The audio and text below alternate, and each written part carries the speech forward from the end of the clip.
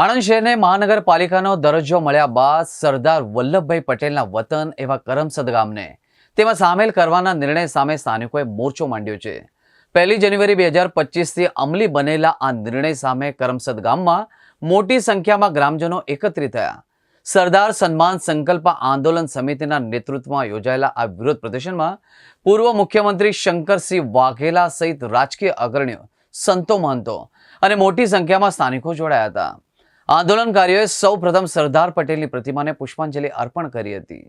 આંદોલનકારીઓની માંગણી છે કે કરમસદને આણંદ મહાનગરપાલિકામાંથી મુક્ત કરી સ્વતંત્ર અસ્તિત્વ આપવામાં આવે। સરદાર પટેલના વતન તરીકે કરમસદની ઐતિહાસિક ઓળખ જળવાઈ રહે એ માટે ગામને મહાનગરપાલિકામાંથી બાકાત રાખવાની માંગ સાથે ધરણા પ્રદર્શન કરવામાં આવ્યા હતા। આંદોલનકારીઓ કહ્યું કે જ્યાં સુધી તેમની માંગ નહીં સંતોષાય ત્યાં સુધી આ આંદોલન ચાલુ રહેશે। આ ધરણા પ્રદર્શનમાં ગુજરાતના પૂર્વ મુખ્યમંત્રી શંકરસિંહ વાઘેલાએ કહ્યું કે હું પહેલેથી જ મહાનગરપાલિકાનો વિરોધી છું। 10,000 કરતાં વધારે વસ્તી હોય તો જ મહાનગરપાલિકા બનાવવી જોઈએ। સાથે સત્તા હોય કે કોઈ પણ હક બધું છોડવાનું લોકો સુધી પહોંચવું જોઈએ। સરકારને અપીલ કરું છું કે જે સરદાર પટેલ, મહાત્મા ગાંધી બાપુએ, જવાહરલાલ નહેરુએ જે દેશ બનાવ્યો છે તેમની ઓળખ સાથે છેડછાડ ન થવી જોઈએ। અને જો કરમસદ ગામના લોકો અને સરદાર પ્રેમીજનો ઈચ્છતા હોય કે કરમસદ ગામને આણંદ મહાનગરપાલિકામાં ન ભેળવવામાં આવે અને તેને જુદું રાખવું જોઈએ તો સરકારે આ વાતનો અહમ રાખ્યા સિવાય કરમસદને અલગ રાખવું જોઈએ। આ પ્રસંગે ગુજરાત વિધાનસભાના કોંગ્રેસ પક્ષના વિરોધ પક્ષના પૂર્વ નેતા પરેશ ધાનાણીએ કહ્યું કે સરદાર પટેલનું વતન કરમસદ એ દેશના સ્વાભિમાનની ઓળખ છે, તેને રહેવા દેજો। જો તેની સાથે જાણે અજાણે ચેડા કર્યા તો આ ગુજરાત કદી માફ નહીં કરે। અમારે તમારી મહેરબાનીની જરૂર નથી, તમે કરમસદ ગામને સ્વતંત્ર દરજ્જો આપો તેવી માંગણી કરવામાં આવી હતી। હું કરમસદના આગેવાનોનો આભાર માનું છું કે એમને સરદાર સાહેબની જે કંઈ પ્રતિભા, પ્રતિષ્ઠા અને એમાં કરમસદને જ્યારે મહાનગરપાલિકામાં સમાવેશ કરીને કરમસદ અને સરદાર સાહેબનું નામ જે ભૂસવાનો પ્રયત્ન કર્યો છે એના વિરોધમાં ધરણાનો કાર્યક્રમ આજે આયોજિત કર્યો છે। એના અનુસંધાનમાં હું ખાસ આવ્યો છું।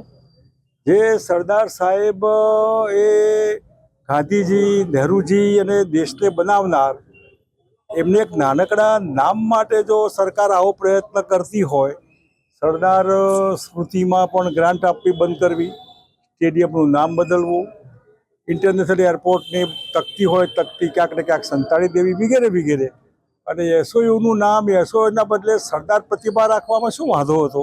એટલે આવા બધા કારણોથી બધાની લાગણી દુભાઈ હોય સ્વાભાવિક છે।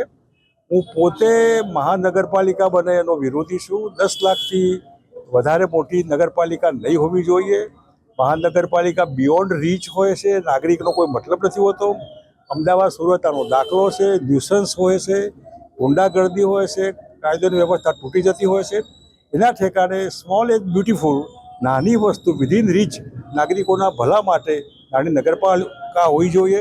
આણંદ મહાનગરપાલિકાનો પ્રોગ્રામ મોકૂફ રાખે, ગુજરાતમાં નિર્ણય કરે કે કોઈ પણ ઠેકાણે 10 લાખથી વધારે મોટી નગરપાલિકા નહીં હોય, આવો નિર્ણય કરે ને આના અનુસંધાનમાં જે આજનો ઇસ્યુ છે એ ઇસ્યુ ધ્યાનમાં રહીને બધા પાર્ટીના આગેવાનો, મુખ્યમંત્રીને વગેરે ત્યાં દિલ્હી જઈને રજૂઆત કરે।